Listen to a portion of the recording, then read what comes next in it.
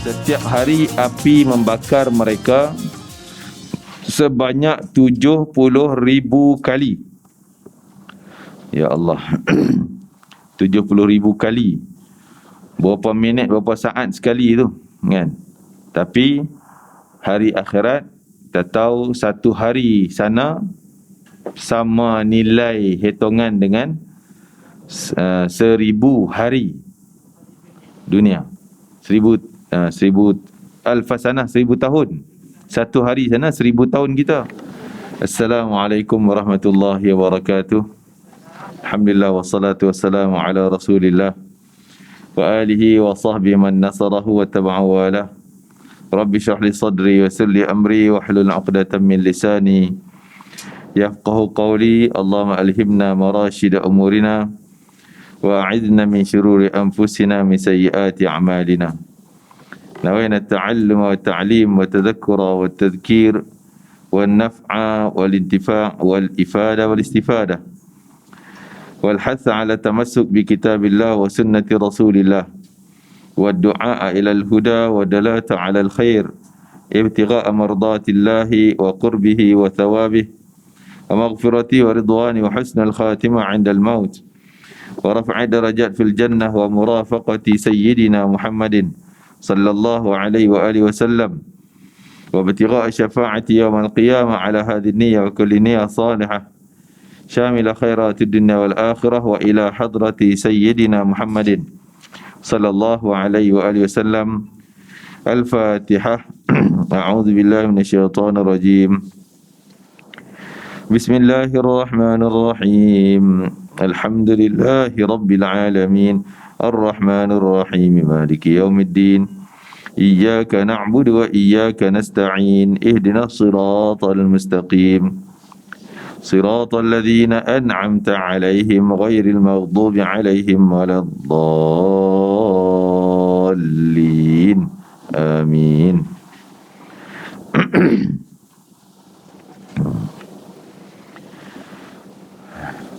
Penat ni. Main dua lebih muka tu. Tu.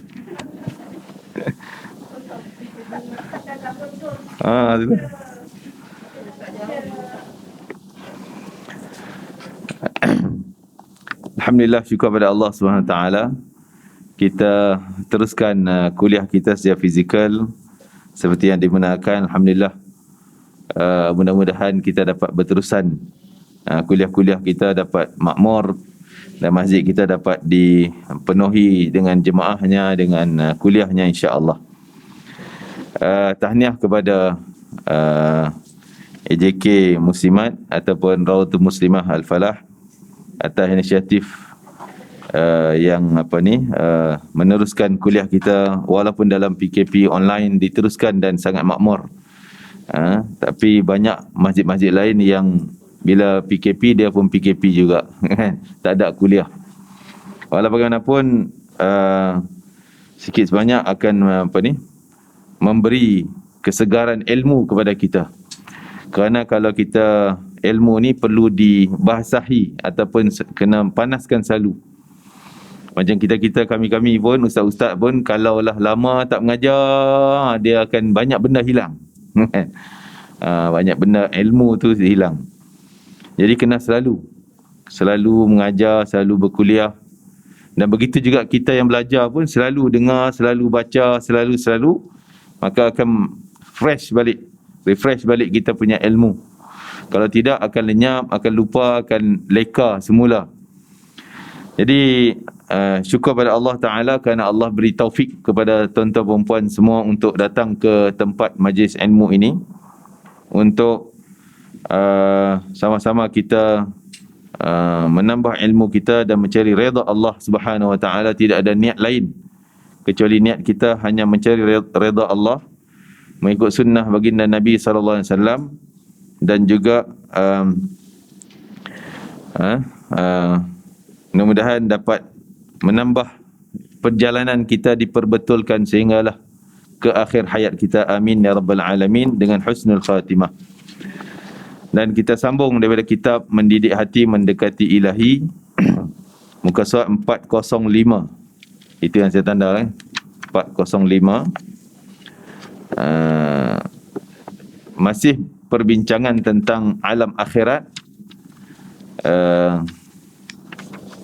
Tajuk yang agak panjang dibicarakan oleh pengarang kitab, iaitu berkaitan dengan amalan, mizan, dan sehinggalah ke perbincangan azab neraka. Muka surat 405 perenggan atas sekali. Kita ambil di situ je lah.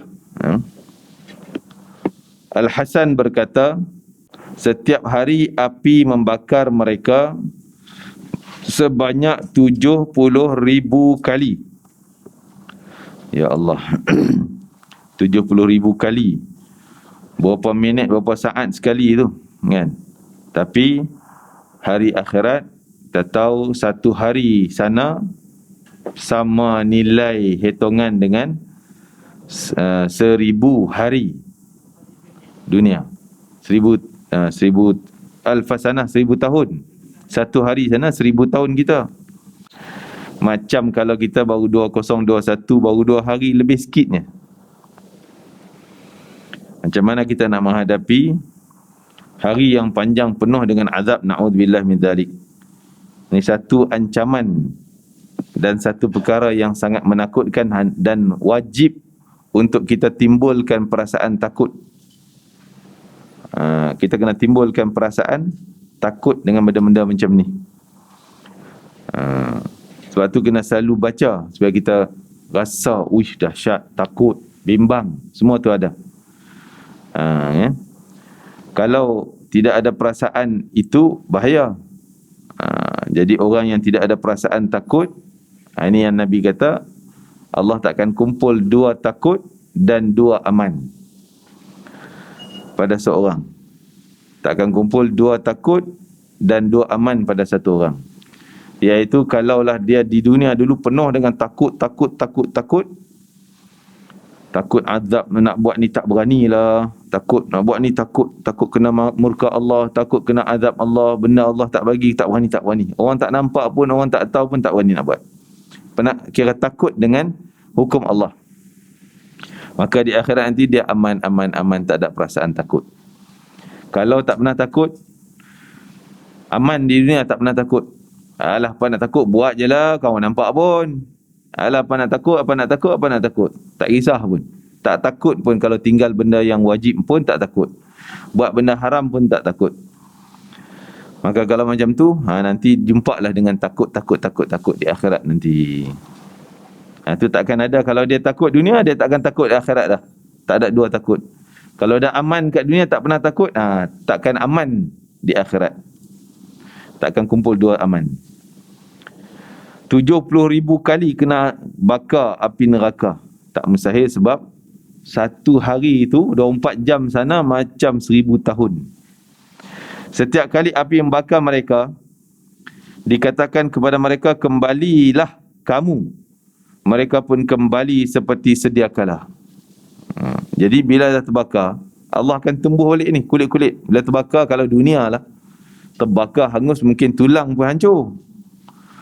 Seolah bakaran yang kedua dah tak ada apa nak bakar kalau dunia punya, kan? Tapi akhirat punya tak. Bila terbakar hancur, lebu, dah jadi debu pun, Allah datang balik, naik balik kulit kita, tulang kita, daging kita. Yang tu Allah Ta'ala sebut dalam Al-Quran, thumma baddalna juludan ghairaha liyadhuqul azab.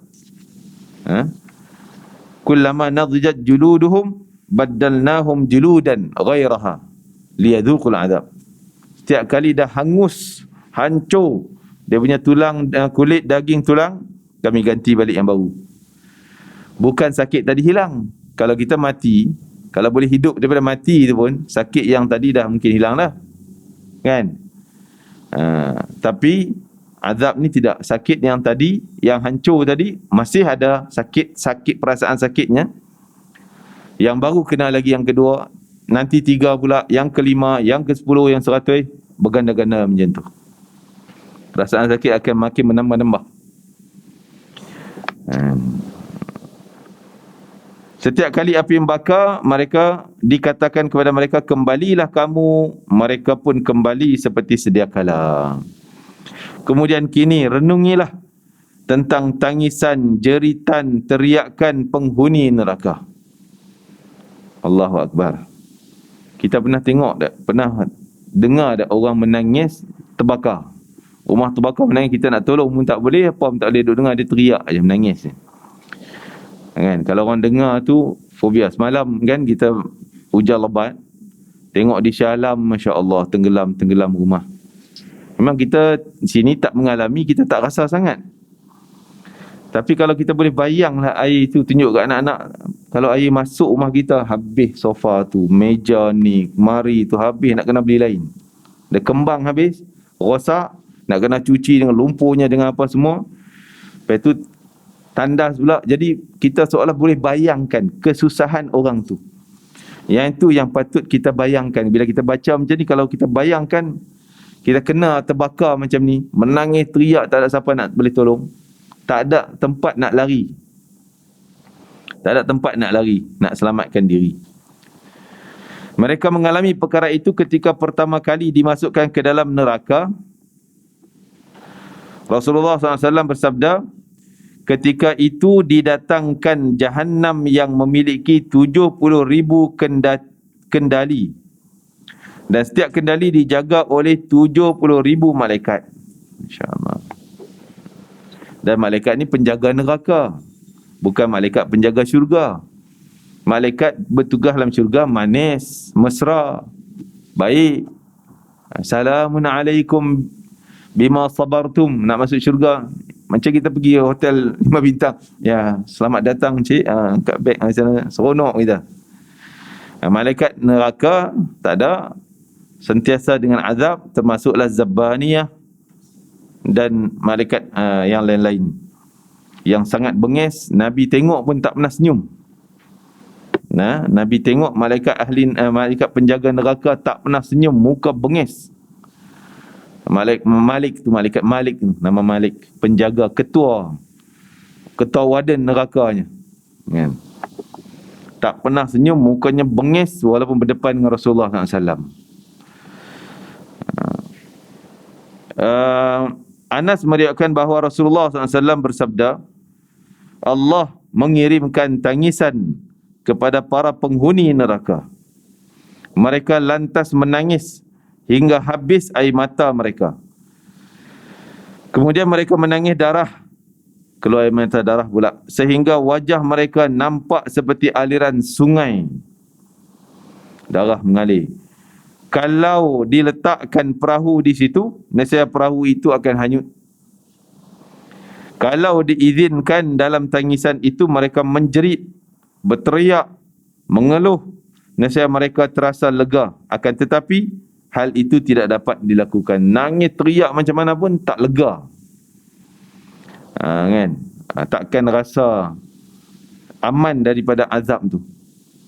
Sebab tak ada cuti. Azab takkan ada cuti. Yang ada cuti mungkin diringankan azab. Yang kita dah baca dulu tentang azab yang paling ringan adalah azab yang Allah kenakan bakaran kat kaki, mendidih otak. Itu azab yang ringan kepada orang yang layak diberi keringanan azab. Siapa dia orang yang layak? Di kalangan orang kafir. Orang Islam mungkinlah banyak kelonggaran, keringanan kepada mereka. Orang kafir pula, antaranya orang yang membantu Rasulullah SAW dalam dakwah Nabi, bapa saudara Nabi, Abu Talib. Dan disebutkan Abu Lahab juga diberi keringanan, cuma dia sehari, dalam seminggu tu, satu hari je ringan untuk dia, iaitu hari Isnin. Disebabkan dia gembira dengan kelahiran Nabi SAW. Tu je dia gembira, dia hormat Nabi.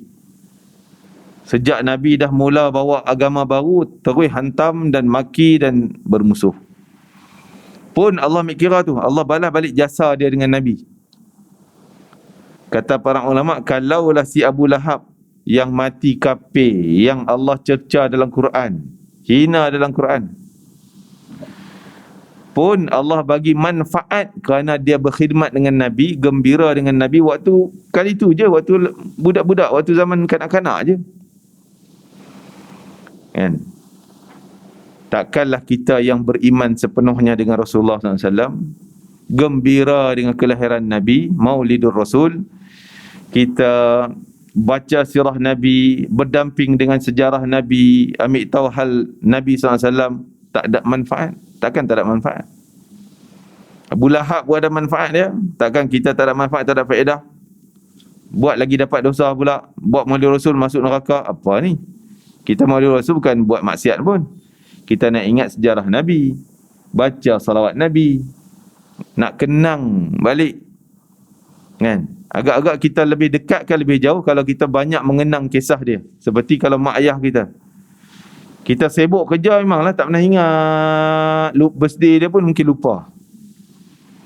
Tapi kalau kita baca selalu cerita mak dulu macam ni, ayah dulu macam ni, mak dulu macam ni, cerita sama adik-beradik kita, menangis, boleh menangis sebab kita rasa dekat macam dia ada walaupun dah meninggal, kan? Begitu contohnya. Jadi itu antara orang yang diberi kelonggaran dan keringanan azab kerana berkhidmat dengan Nabi walaupun mereka kafir. Dan golongan yang kedua yang disebutkan dalam hadis, disebutkan ahli Al-Quran. Ahli Al-Quran maksud orang rajin dengan Quran, baca Quran, belajar Quran, kan? Sepanjang hidup itu banyak dihabiskan untuk Al-Quran. Ahli Al-Quran, Allah akan ringankan azab mak ayahnya yang tak Islam. Kalau mak ayah dia tak Islam, azab tetap azab tapi ringankan sikit. Sebab anak dia jadi ahli Al-Quran. Anak dia masuk Islam, jadi ahli Al-Quran. Dia kena azab sebab kafir, tapi ringan. Diringankan azab.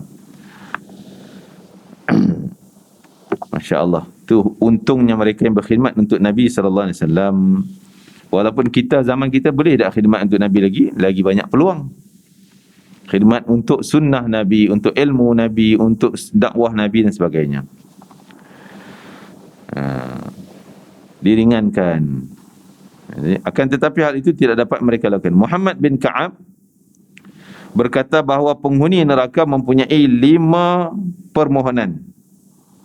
4 permohonan di antaranya dikabulkan. Apabila mereka mengajukan permohonan kelima, setelah itu mereka tidak akan berbicara lagi untuk selama-lamanya. Mereka berkata dalam ayat Al-Quran surah Ghafir ni, qalu rabbana amattana thnataini wa ahyaytana thnataini fa'tarafna bidhunubina fahal ila khurujin min sabil. Artinya, ya Tuhan kami, Engkau mematikan kami 2 kali dan Engkau telah hidupkan kami pun 2 kali dah. Lalu kami mengakui dosa-dosa kami. Lantas adakah satu jalan bagi kami untuk keluar daripada neraka? Ini permintaan yang ditolak oleh Allah Ta'ala. Ada tak nak selamat? Kami boleh selamat tak? Boleh elak tak daripada neraka?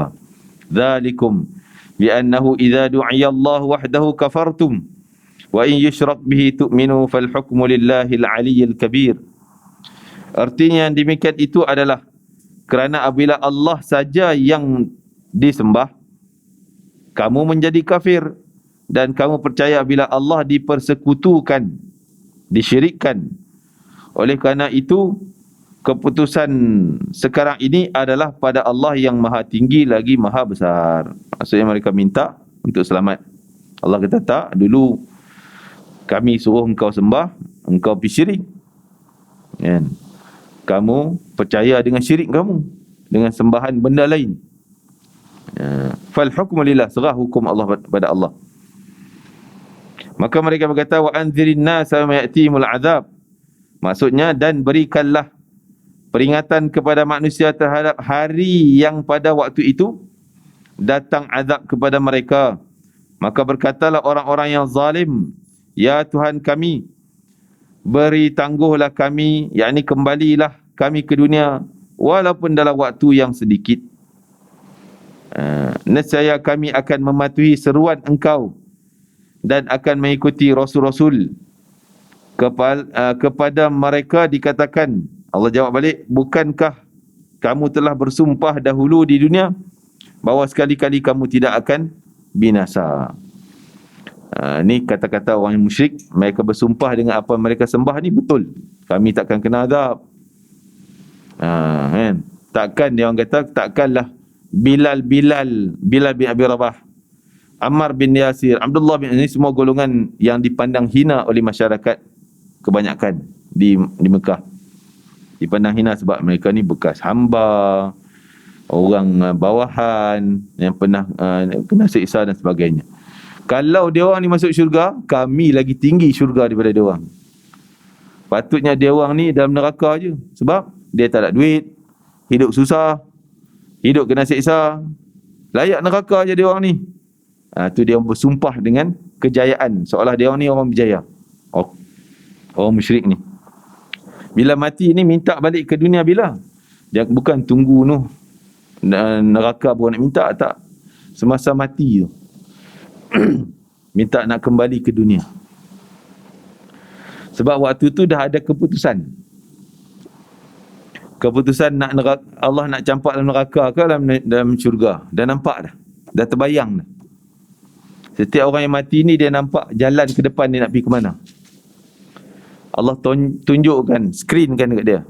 Ada macam screen lah, kalau kita boleh gambar dengan dunia kita ni. Terbayang dah nikmat. Itu syurga. Terbayang dah siksa. Na'udzubillah.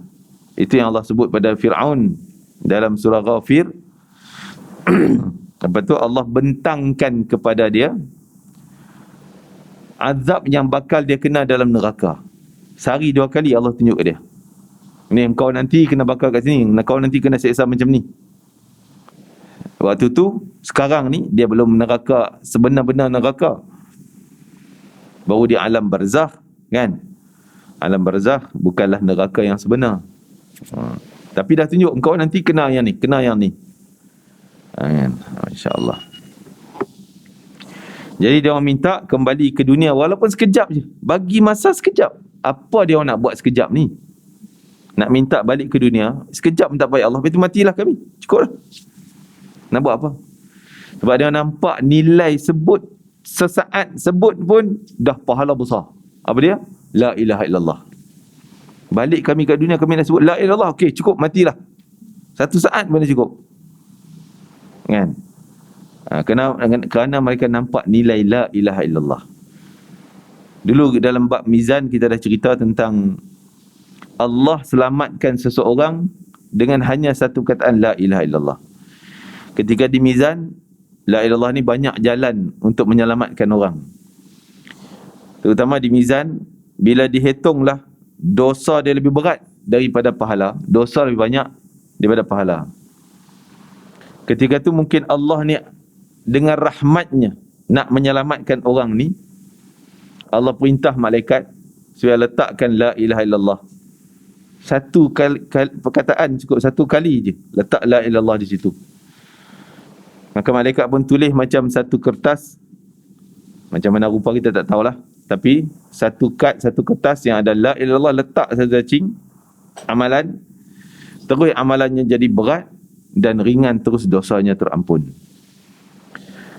Begitu juga Nabi SAW pun menanti-nanti kita, umatnya, di beberapa tempat, nak selamatkan umat di beberapa tempat.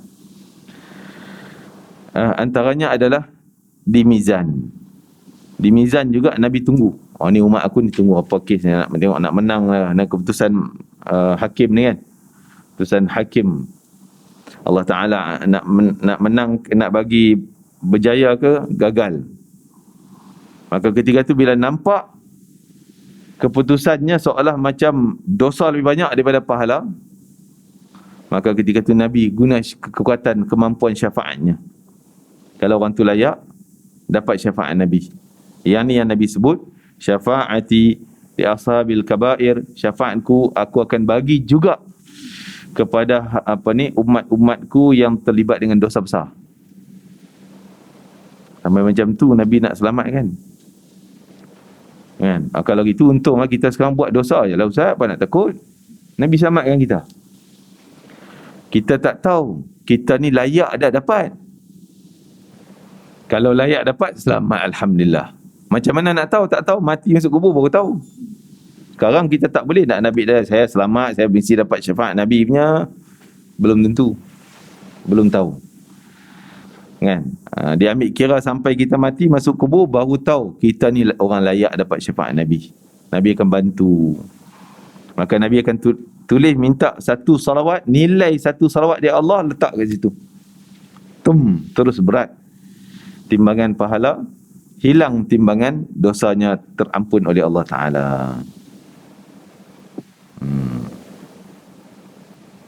Masya Allah.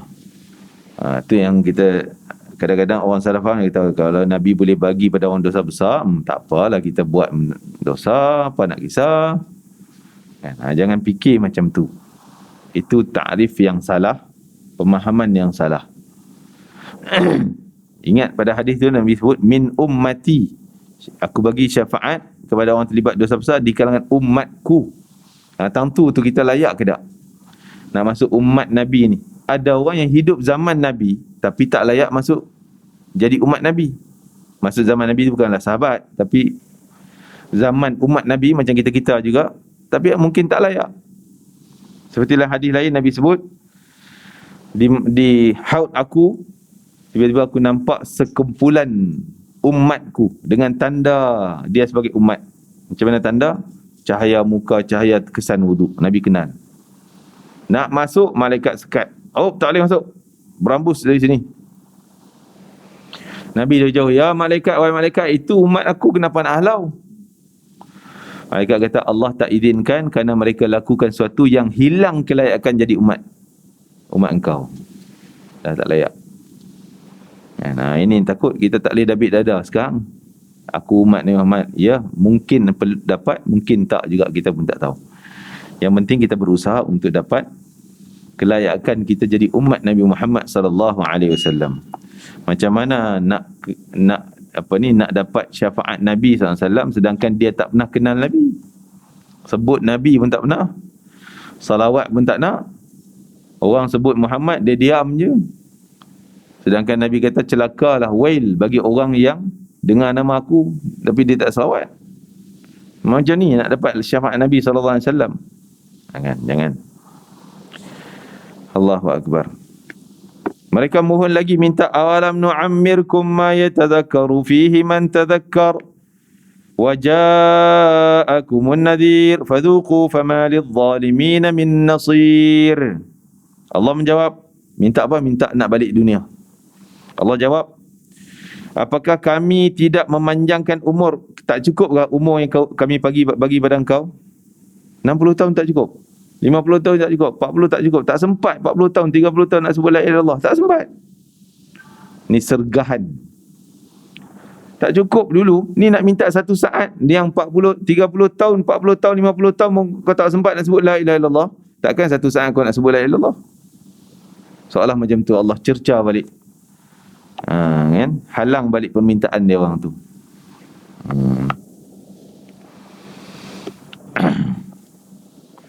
Apakah kami tidak memanjangkan umur kamu dalam masa yang cukup untuk berfikir bagi orang yang mahu berfikir? Dan apakah tidak datang kepada kamu pemberi peringatan? Tak adakah Nabi sampaikan ilmu? Ulama cerita tentang hal ni, nak mati nanti jumpa ni. Tak ada orang cerita ke? Kau tak belajar ke dulu? Habis. Apa jawapan kita kalau kita memang tak belajar? Kalau belajar pun belum tentu selamatnya. Oleh kerana itu, rasakanlah azab kami. Dan tidak ada bagi orang yang zalim seorang penolong pun. Zalim di sini adalah orang yang akan dikenakan azab. Orang yang zalim, orang yang banyak buat dosa sehingga dia kena azab. Orang ni tak ada siapa boleh tolong. Maksudnya tak ada siapa nak beri syafaat kerana kezaliman diri kau sendiri. Kemudian mereka memohon lagi, Rabbana akhrijna minha fa in udna fa inna zalimun. Ya Tuhan kami, keluarkanlah kami darinya dan kembalilah kami ke dunia. Maka jika kami kembali juga menjadi kafir, barulah hukum kami zalim. Minta kali kedua. Ya Allah, balik-balik kami hidup ke dunia. Kalaulah kali kedua engkau bagi pun kami jadi kafir juga, tu barulah kami akui kami zalim. Tak boleh dah, Allah tak bagi dah. Sekali je peluangnya. Peringatan dah datang dah, Al-Quran dah datang semuanya. kita orang tu yang tak nak ambil peluang, tak nak cari ilmu, tak nak ambil peringatan, maka Allah tak akan bagi peluang yang kedua. Adakah mustahil Allah hidupkan orang mati? Tak mustahil. Senang bagi Allah, kun fayakun je. Berapa banyak dah Allah hidupkan orang yang dah mati. Tapi janji, Allah janji apa dia? Lepas mati akan melalui alam selepas mati. Tak ada balik ke dunia. Habis itu yang Allah hidupkan balik itu atas permintaan para nabi, mukjizat para nabi. Contoh Nabi Musa menghidupkan 70 orang yang dah mati. Nabi Isa 4 orang yang dah mati. Nabi Hizqil ribuan orang Bani Israel yang dah mati. Nabi Uzair 100 tahun dah mati, hidup balik. Itu permintaan orang-orang yang para nabi, orang yang Nabi cintai, dan sebagai mukjizat kepada mereka, mukjizat para nabi.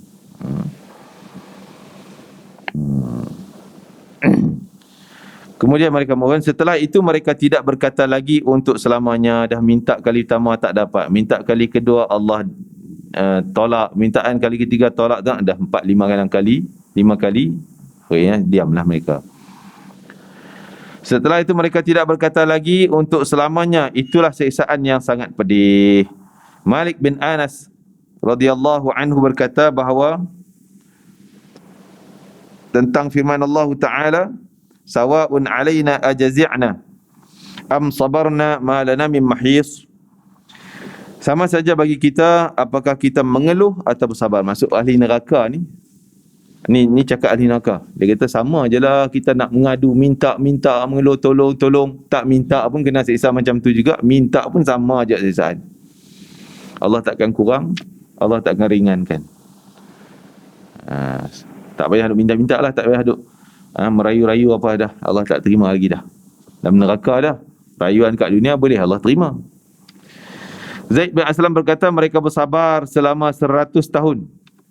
Lalu mereka mengeluh selama 100 tahun, mengadu. Soalan yang pertama tadi, tunggu 100 tahun baru malaikat bagi jawapan. No. Allah takkan lagi tak bagi ni, tak bagi ni. Tunggu 100 tahun pula, minta pula. Jawapan yang kedua, 100 tahun pula. 100 tahun akhirat, yang kita kata 1 hari sama dengan 1000 tahun. Ya Allah. Waktu tu memang siksaan-siksaan lah. Akhirnya barulah mereka pasrah, serah diri je lah. Mereka berkata sama je lah, kita nak minta pun, tak minta pun kena siksa sebatu juga. Takkan kurang, Allah takkan hapus. Kecuali orang beriman. Orang beriman Allah selamatkan. Ialah kita tahulah orang beriman walaupun kena siksa azab pun selagi dia ada iman, walau mithqala habbatin min iman, walaupun sekadar sebiji sawi timbangan iman dia tu kecil tu je lah, akhirnya selamat jugalah. Seperti kita cerita dalam surah Hijr, yang mana kerana cercaan daripada orang kafir, Allah selamatkan orang beriman. Orang kafir tengok, engkau dulu kan Islam ke? Kau orang Islam kan? Orang Islam lah. Islam apa guna kamu duk ucap la ilaha illallah, tapi masuk neraka macam kami juga. Sambil-sambil kena seksa tu boleh duk hina lagi. Kan? Sambil kena seksa tu boleh hina lagi. Apa guna kau ucap la ilaha illallah, masuk neraka juga? Baiklah, hidup macam kami je dulu ni, tak ucap apa pun, kami enjoy dengan suka kami. Patutlah kena azab, tak apalah. Engkau ni kononnya la ilaha illallah boleh selamat, tapi masuk neraka juga. Jadi malaikat dengar, malaikat report, ya Allah, dia orang hina la ilaha illallah. Dia orang hina la ilaha illallah. Ya. Maka Allah yang bersifat maha cemburu, yughar, ghayur ni maha cemburu sangat. Maka Allah kata, wahai malaikat, engkau keluar orang yang ucap la ilaha illallah tu, yang dia orang hina tadi, engkau keluarkan dia. Basuh dia dengan Nahrul Hayah, sungai kehidupan. Ini mandian basuh, nak bersihkan ahli banduan neraka, nak masuk syurga kena basuh lagi elok-elok dulu. Maka dibasuh, dimasuk. Jadi ahli neraka kata, Silap kita pergi komplain pula, kan? Kita pergi komplain, dia selamat, kita yang kena teruk. Menyesal. Allah sebut dalam Quran, rubbama yawaddul ladzina kafaru law kanu muslimin. Berapa ramai orang kafir ni, dia berangan alangkah baiknya kita jadi macam dia. Sekali ucap la ilaha illallah pun tak apa dah, kita buatlah dosa kita, tapi tengok dia satu kali je ucap la ilaha illallah, lepas tu dia buat maksiat banyak macam kita lebih kurang, masuk neraka sekejap dah keluar dah, kita tak boleh keluar. Jadi dia orang berangan-angan kalau boleh nak balik jadi orang Islam pula. Yang minta tadi ni takkan lagi ditunai permintaan mereka. Rasulullah sallallahu alaihi wasallam bersabda bahawa pada hari kiamat didatangkan kematian seperti kambing gemuk. Lalu kambing itu disembelih di antara syurga dan neraka. Kemudian dikatakan, wahai penghuni syurga, kamu kekal tanpa ada kematian, dan wahai penghuni neraka, kamu juga kekal tanpa ada kematian. Khuludul la maut ya ahlal jannah khuludul la maut ya ahlan nar khuludul la maut. Ni dikatakan siapa yang mati kan, Allah datangkan Nabi Yahya yang menyembelih kibas ni, kambing yang disebut sebagai kematian. Nak simbolik bahawa lepas ni tak ada mati dah, tak ada dah mati. Ahli syurga kau senang selama-lama, tak ada mati. Ahli neraka kau seksa sakit selama-lama, tak ada mati lagi dah. Mati takkan ada, sebab mati dia kena sembelih. Nabi Yahya yang sembelih, kerana sesuai dengan namanya Yahya menghidup, dia yang lawan kematian, maka dia yang membunuh kematian, menyembelih kematian. Al-Hasan berkata, dikeluarkan seseorang dari neraka setelah 1000 tahun. Alangkah baiknya jika aku seperti orang itu. Masya Allah. Di tempat lain, maksudnya Hasan ni, Hasanul Basri, bila sebut dalam buku ni Al-Hasan sahaja, iaitu Hasanul Basri, Imam Tabi'in. Dia bukan sahabat, tapi dia di kalangan Tabi'in. Dia berkata, dikeluarkan seorang dari neraka setelah 1000 tahun, alangkah baiknya jika aku jadi seperti itu. Bukan nak dia kata supaya aku ni kena neraka dulu baru keluar. Tak, maksudnya biar aku ada juga keselamatan, keluar juga.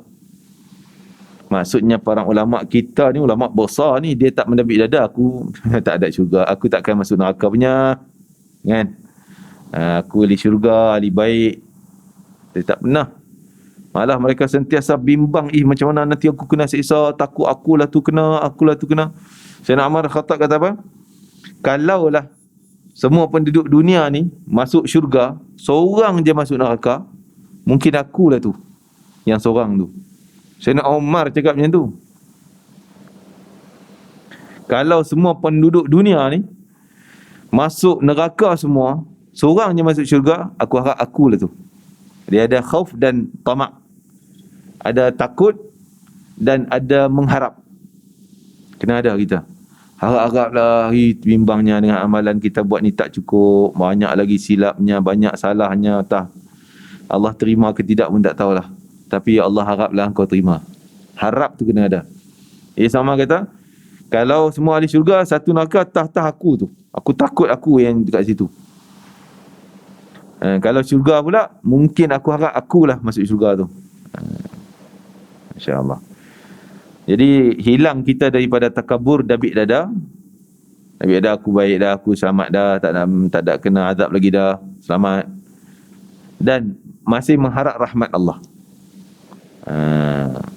Tak mendabik kita punya ni, tak jadi takabur, riak, dan kita mengharap daripada Allah. Dua sifat tu kena ada. Khauf dan tamak. Tamak ni mengharap, khauf tu takut-takut.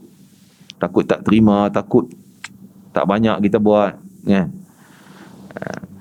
Di tempat lain nampak Al-Hasan radhiyallahu anhu setelah duduk sambil menangis, lalu dia ditanya. Hasan ni pula selalunya kalau sebut Hasan radhiyallahu anhu, Sayyidina Hasan bin Ali, cucu Nabi SAW.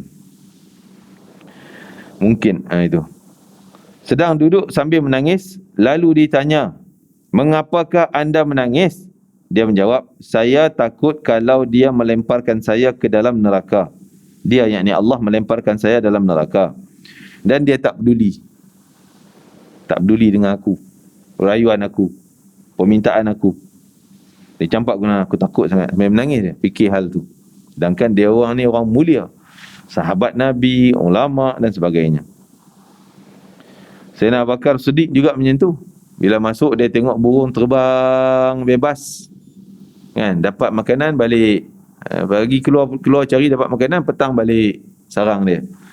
Dia kata untunglah kau hidup kat dunia kau bebas, tak terikat dengan hukum hakam Allah. Kau buat apa kau nak buat, kau nak makan apa, makan, tak ada hukum hakam untuk engkau. Dalam akhirat nanti pula tak ada neraka untuk engkau. Selamat engkau. Untung. Aku ni belum tentu. Walaupun kau ikut patuh ikut hukum Allah pun belum tentu selamat. Tah di akhirat macam mana. Tak selamat, takut tak selamat.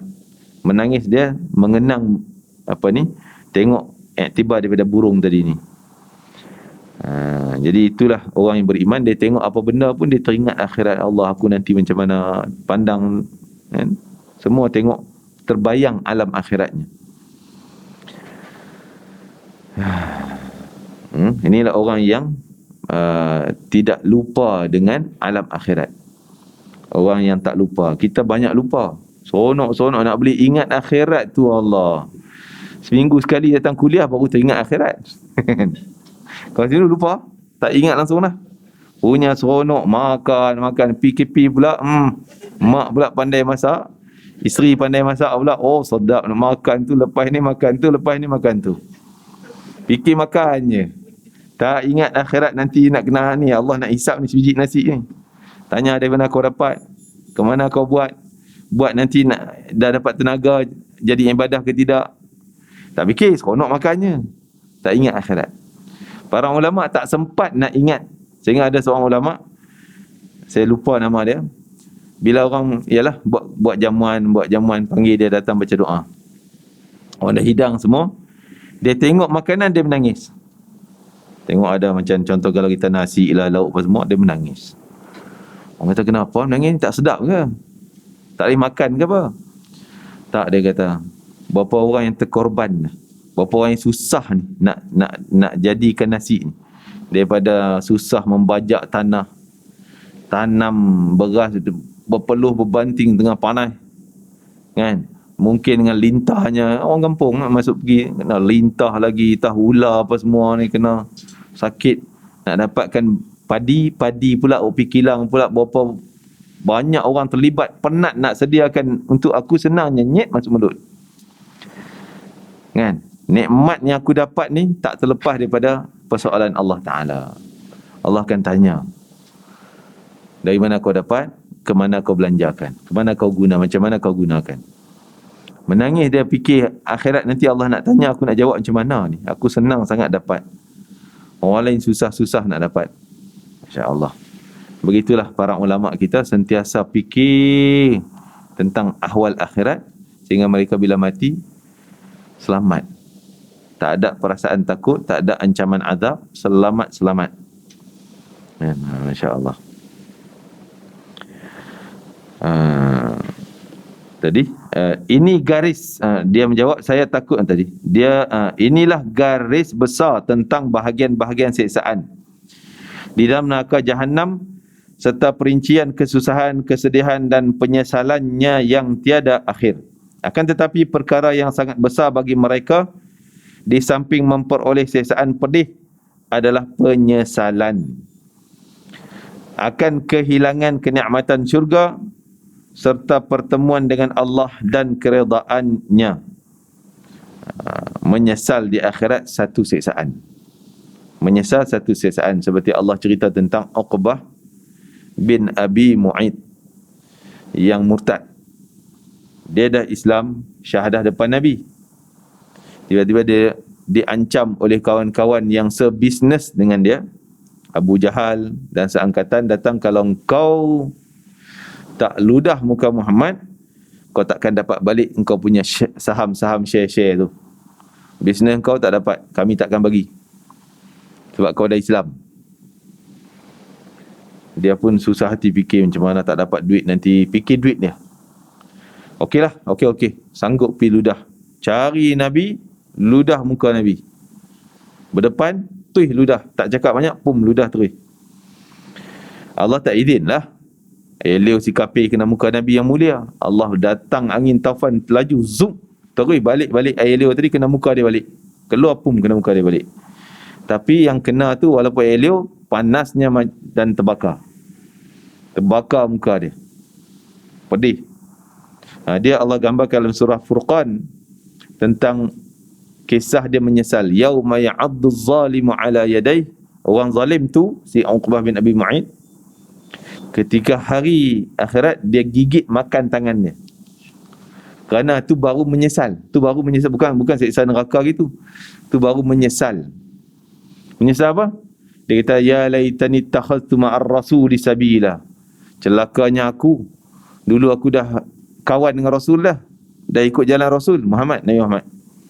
Ya wailata laitani lam attakhidh fulanan khalila.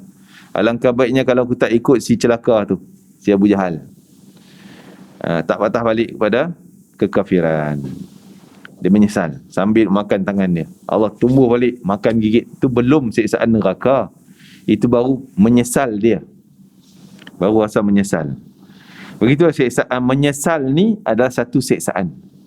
Macam kita juga, orang yang menyesal pun mungkin hantuk kepala ke dinding, pun menyesalnya, silapnya bawa kereta laju, silapnya langgar lampu merah, pun dah isteri meninggal, anak meninggal. Menyesal, pun hantuk tumbuk dan sebagainya. Menyesal. Dia menyesalkan dirinya sendiri. Na'udzubillah min dzalik. Sementara mereka menyadari mereka telah menjual semua itu dengan harga yang murah. Maksudnya jual masa dia, jual keimanan yang ditawarkan, sehingga jual apa? Dengan dunia. Dia sanggup pilih dunia, tak naklah iman, tak naklah Islam. Lebih seronok cara tak Islam, lebih seronok cara na'udzubillah min dzalik. Dengan harga yang murah. Seronok lama mana? Adalah 10 tahun, 20 tahun, 30 tahun, seronok tu je. Seronok kat dunia, seronok pun bukan seronok sungguh-sungguh, macam-macam kejahatan-kejahatan yang mereka hadapi di dunia saja. Di akhirat lagilah dahsyat. Jadi mereka puas nafsu tu hanya sementara 10-20 tahun. Itu Allah kata, apa disebut oleh pengarang kita, mereka menjual semua itu dengan harga yang murah. Nak hidup yang selama-lama kau tak nak bahagia, kau sanggup bahagia yang 10 tahun, bahagia yang 5 tahun, seronok yang beberapa saat saja. Yang beberapa saat ni menyebabkan engkau selama-lama dalam di akhirat nanti. Tak cerdik lah orang ni. Kan? Patut engkau, biarlah engkau susah sekejap. Terima Islam ni, biar hidup susah. Kan? Hidup mungkin di zaman dulu kalau bila masuk Islam susahlah, kena seksa, kena pukul dan sebagainya. Terimalah sekejap. Tak dapat buat tu, tak dapat buat ni, sekatan agama, sekatan syariat, tak boleh buat, haram. Tak apalah. Sebab sekejap je, tak boleh tu. Nanti sana bebas. Nak buat apa pun silakan. Tak ada halangan lagi dah. Mereka tidak menjual semua itu kecuali dengan syahwat yang hina di dunia dalam masa yang pendek. Mereka berkata dalam hati, aduhai kami menyesal. Mengapa kami membinasakan diri kami sendiri dengan kemaksiatan pada Tuhan kami. Jadi kalau kita fikir orang ni akan menyesal di akhirat, dia kata bodohnya. Hidup dunia pendek je pun nak banding dengan hidup selama tak ada mati tadi. Kenapalah aku tak nak terima Islam, iman dan sebagainya dalam masa yang pendek, menyebabkan aku selamat selama-lama. Tapi aku pilih kemurkaan Allah di dunia, kufur, kafir dan sebagainya, akhirnya selama-lama kena azab. Bodohnya, benda pendek, tahan, sabar kejap ni. Susah pun susah sekejap je kat dunia. Sakit pun sakit sekejap kat dunia. Kena hina sekejap je kat dunia. Apa lama sangat nak banding dengan hidup selama-lama. Masya Allah. Mengapa kami tidak sabar untuk masa yang pendek? Kalau kami bersabar waktu masa pendek itu, masa yang pendek itu telah berlalu dari kami, dan kami kini tentu kami kekal di sisi Tuhan semesta alam dengan berasakan kenikmatan keredaan. Ini menyesal dia orang. Silapnya kan, menyesal. Allahu Akbar. Betapa menyesal mereka telah kehilangan apa yang telah mereka abaikan. Jadi kalau boleh, kalau kita bayang benda ni lah, Allah kan, Masa yang singkat ni ada berapa hari lagi kita nak masuk kubur ni. Berapa panjang pun berapa tahun je lah. Kalau saya dah masuk dekat 40 lebih ni kan, 40 apa? 48. Lupa pula. 48 dekat 50 dah ni. 50 dah. Boleh pi kalau 10 tahun lagi jadi 60? Tak tahu. Kan? Oh, tak tentu. Tak 2 tahun lagi, tak setahun lagi. Singkatnya. Kalau susah pun sabar je lah. Kan? Yang penting cari jalan redha Allah. Buat bagi Allah suka, cari jalan selamat, jangan terlibat dengan dosa-dosa, sabar je. Tak lama dah, kita tak lama dah. Tak payah fikir dah hal nafsu. Tak payah fikir nak puas nafsu, nak puas yang tu, nak puas yang ni. Banyak orang kan, bila dah lepas PKP ni fikir, apa ni nak melancong London tak pergi lagi, dulu tergendala nak pergi melancong sana, nak pergi melancong sini, melancong sana. Tak apalah melancong, tapi rasa-rasa masa ni tak lama dah, kita tak lama. Sama ada kita yang tak lama ataupun dunia ni tak lama lagi dah. Kan? Gunalah masa yang singkat ni, melancong-melancong juga cari redha Allah. Mana tempat yang boleh dapat redha Allah, pergi. Mana tempat yang sia-sia gitu, tak ada redha Allah, tak payahlah. Masa kita berlalu, kita berjalan nak dekat, tak tahu dekat tu sebulan lagi ke, setahun ke, kita pun tak tahu. Gunalah yang sebaik-baiknya ke jalan yang Allah redha. Betapa menyesal mereka telah kehilangan apa yang telah mereka abaikan. Tidak tertinggal pada mereka sedikit pun kenikmatan kelazatan dunia. Kemudian kalau mereka tidak menyaksikan kenikmatan syurga, tidak bertambah besar penyesalan mereka. Akan tetapi justru syurga itu dinampakkan kepada mereka. Rasulullah sallallahu alaihi wasallam bersabda, pada hari kiamat didekatkan manusia dari neraka ke syurga. Sehingga ketika mereka mendekati syurga, mereka mencium wangi syurga, melihat istana-istana syurga itu, hingga segala sesuatu yang Allah sediakan bagi penghuni syurga. Memang nampak. Siapa dia ni? Ahli neraka.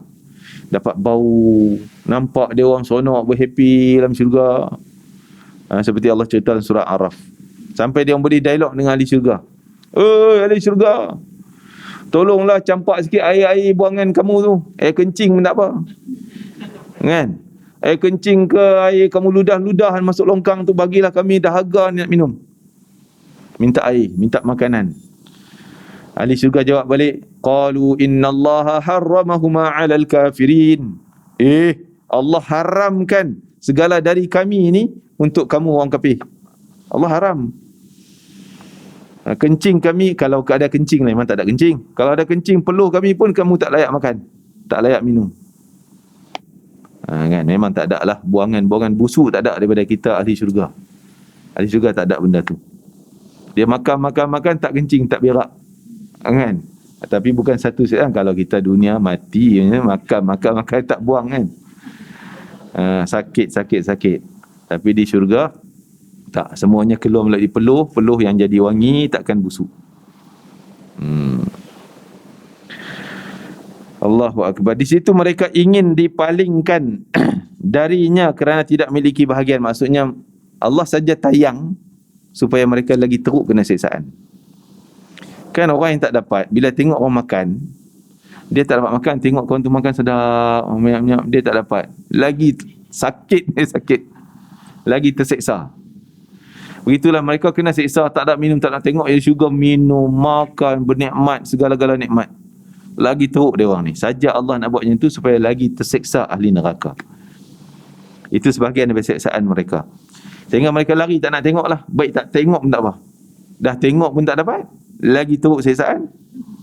Mereka kembali dengan penyesalan. Mereka berkata, ya Tuhan kami, kalau saja engkau masukkan kami dalam neraka sebelum engkau perlihatkan kepada kami pahalamu dan segala sesuatu yang engkau sediakan dalamnya, yang telah engkau perlihatkan kepada kami, nescaya semua itu hina bagi kami. Lebih baik ya Allah, kau campak neraka kami, tak payah tayang benda-bendanya ni, tak payah bagi kami tengok. Antaranya orang yang tak ikhlas, riya, Allah bawa tayang tengok syurga. Dalam kitab Tanbihul Ghafilin, kitab-kitab lain, Allah bawa rombongan malaikat, bawa satu rombongan ni pergi tengok syurga, bawa ke dia orang dalam syurga. Dia orang happy, kita boleh masuk syurga.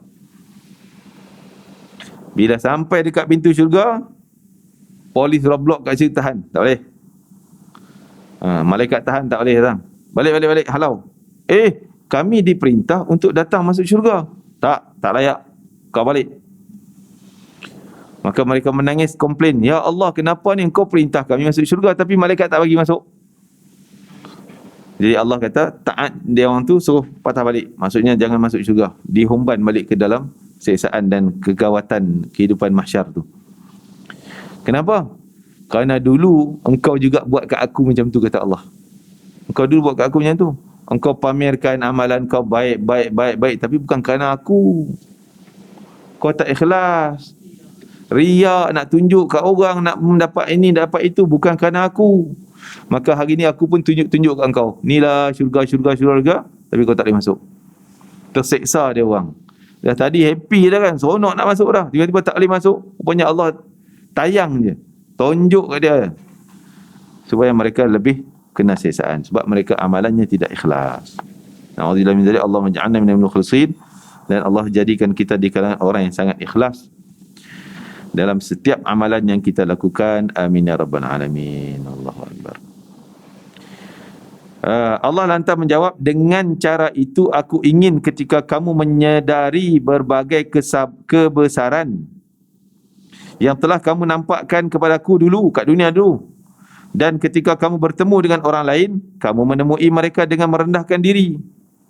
Akan tetapi kamu menampakkan kepada orang lain apa yang ada dalam hati kamu. Ini munafik. Tidak seperti yang kamu berikan padaku waktu duduk dalam majlis depan Rasulullah. Kamu tunjuk kamu ni beriman, belakang kau tunjuk kau yang asli punya dalaman tu. Kafirnya, engkarnya, tak setuju dengan Islam, komplain dengan agama Allah, tak terima hukum Allah Ta'ala. Duduk depan kuliah, depan ustaz, depan orang soleh baik-baik ni, oh ya, saya taat, betul, yakin. Pergi belakang, apa menyusah, asyik haram, asyik ni, komplain. Kau tunjuk rupa yang sebenar, kan? Munafiknya. Kamu memberi kepada orang lain apa yang tidak kamu berikan kepadaku. Untuk Allah bagi yang sikit-sikit, bagi yang contoh masa, kan? Sembahyang, bila sembahyang? Ada orang sembahyang bila lapangnya, sibuk. Nah, nanti tak ada masa lagi nak solat nanti. Bila tak ada masa semua, tak ada solat. Kalau ada masa dah, okey, dah settle semua, jomlah kita sembahyang. Jadi sembahyang ni, kalau ada masa lebih urusan dunia, baru bagi kat solat. Jadi kamu meletakkan kedudukan Allah tu prioriti yang bawah, bukan yang paling utama. Ini Allah kata ni, engkau bagi kat orang tu lebih hebat daripada kau bagi kat aku.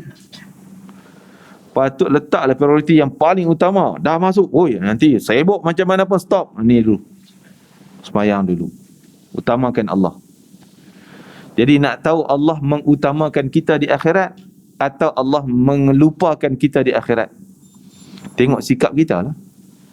Kita mengutamakan hukum Allah tak dalam dunia ni, atau kita lupa hukum Allah ni, waktu ujung-ujung dah tak ada apa-apa, baru kita buat untuk Allah, kan?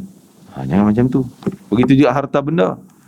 Waktu dapat, ingat yang lain dulu, buat kepuasan nafsu kita dulu. Baki-baki tu adalah sikit-sikit ini, buatlah sedekah ke apa. Cuba kita letakkan Allah yang nombor satu, utamakan dia. Yang lain nanti dulu, fikir yang kebajikan dulu, fikir untuk Allah dulu, zakat ke dan sebagainya ni dulu. Barulah yang kemudian mungkin lebih-lebih tu, barulah untuk kegunaan kita yang lain. Ini sikap para sahabat. Para sahabat tak pernah mengutamakan diri sendiri lebih pada hukum Allah. Jadi Sayyidina Abu Bakar Siddiq, apa dia bagi untuk agama? Seluruh hartanya. Bila tanya apa dia, Allah dan Rasul tinggal kat. Maksudnya dia orang mengutamakan Allah dalam hidup daripada diri sendiri. Ada seorang sahabat yang bila cerita hujan turun dalam kebun dia tu, kan, orang sahabat lalu, dia tengok awan, gumpulan awan gelap datang daripada arah sana, melaju je jalan. Tak ada hujan lagi, melaju awan gelap. Dia tengok kat mana awan ni nak berhenti dan turunkan hujan. Tunggu. Awan tu berhenti di satu tempat padang pasir. Tiba-tiba terdengar suara, wahai awan, siramlah hujanmu di kebun fulan bin fulan. Dia terdengar suara tu, tak tahu dari mana. Seolah suara tu perintah awan supaya bawa hujan tu turun kat kebun si fulan-fulan. Fulan tu siapa dia pun tak tahu. Tengok awan tu jalan, zoom, berhenti kat satu kebun, siram kat situ. Walaupun keliling ada kebun lain tak kena hujan, dia kena. Dia pun lari masuk bawah hujan tadi, tanya siapa punya kebun ni. Masuk tanya, adalah seorang tu duduk macam bekerja lah di kebun tu, cangkul-cangkul air, aliran air tu bagi mengalir.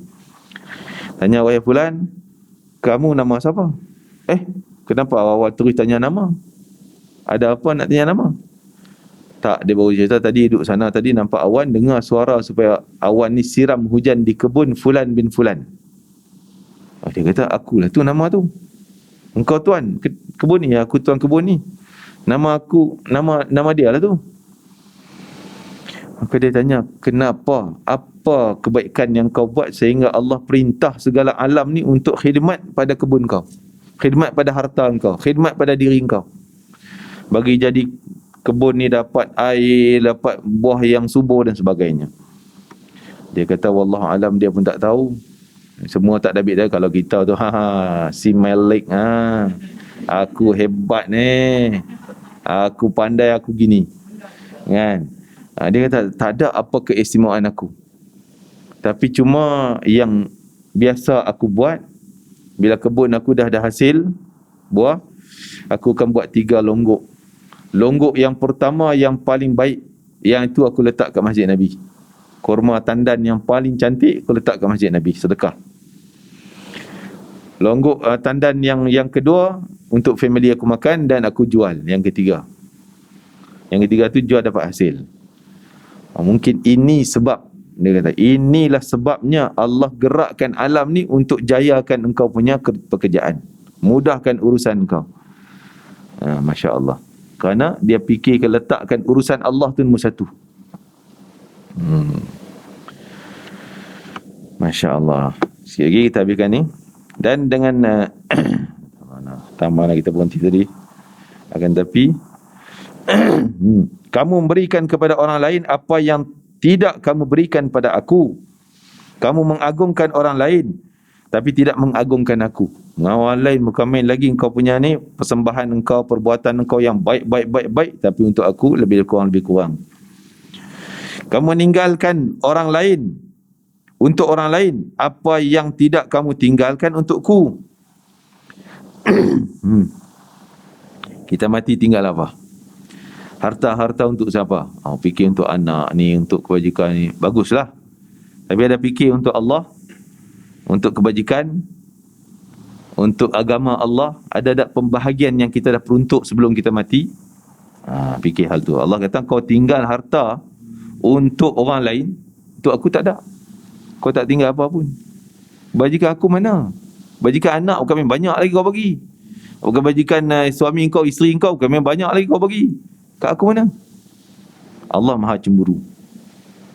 Oleh kerana itu, pada hari ini aku menimpakan pada kamu sesaan yang pedih dengan mengharamkan bagimu pahala. Kalau gitu, kau punya perangai yang baik kau bagi kepada mereka-mereka, yang kat aku ni tak ada yang terbaik, maka aku pun tak nak bagi pahala yang baik pada kau. Jadi Allah akan balas jaza'u sayyi'atin sayyi'atun mithluha. Allah akan balas dosa seorang itu dengan apa yang dia buat pada Allah. Kalau gitulah dia sikap pada Allah, Allah bersikap macam tu. Dia lupa aku lupakan dia. Dia bagi aku yang tak baik, yang tercorot-corot, yang buruk-buruk, aku bagi yang buruk-buruk ke dia. Kalau dia bagi aku masa yang terbaik, harta yang terbaik untuk aku, tenaga, waktu yang terbaik itu dia bagi untuk agama aku, waktu fikiran yang terbaik itu dia bagi fikiran untuk agama aku, maka aku juga bagi yang terbaik untuk dia. Dia bagi yang lemah-lemah, Allah bagi yang lemah-lemah. Jadi Allah akan berrespon atas apa yang kita buat. Wallahu ta'ala alam. InsyaAllah kita tak sempatlah kita ambil masa sikit untuk, maksudnya sikit ni kita ambil pada bacaan minggu depan insyaAllah. Wallahu ta'ala alam. Dan saya Besok hari ni ada 3, pagi tadi 1, ni 1, 10, 11 sampai 12 pula. Jadi yang 11, 12 ni online, nak kena balik lari rumah, buka kan, laptop semua. Jadi insya-Allah. Mohon diadakan kesyukuran dan keberkatan ke atas majlis ilmu dan kuliah kita yang kembali kepada kuliah secara terbuka ini. Jazakallahu khairan, insya-Allah. Kita bersyukur pada Allah Ta'ala atas nikmat yang Allah berikan pada kita. Dan terima kasih pada yang hadir kerana memberi waktu yang terbaik untuk kuliah kita. Tenaga yang terbaik kita bagi pada Allah Ta'ala. Dan segala yang kita dapat, kita kembalikan kepada Allah dengan cara yang terbaik di sisi Allah Ta'ala. Mudah-mudahan kita dapat yang terbaik daripada Allah Azza wa Jalla. Amin ya Rabbal Alamin. Rabbana taqabbal minna innaka antas samiul alim wa tub alaina innaka antat tawwabur rahim. Waqtina bil husna wa anta radin anna fi khairin wa lutfin wa afiyatin bi rahmatika ya arhamar rahimin. Allahumma tawaffana musliman wa alhaqna bis salihin. Allahumma rizqna syahadata fi sabilik. Rabbana amanna bima anzalta wa taba'na ar-rasula faktubna ma'a syahidin. Allahumma habib ilayna al-iman wa at-ta'ah wa karih ilayna al-kufra wal fusuqa wal 'isyan waj'alna minar rasyidin al-faizin ya arhamar rahimin.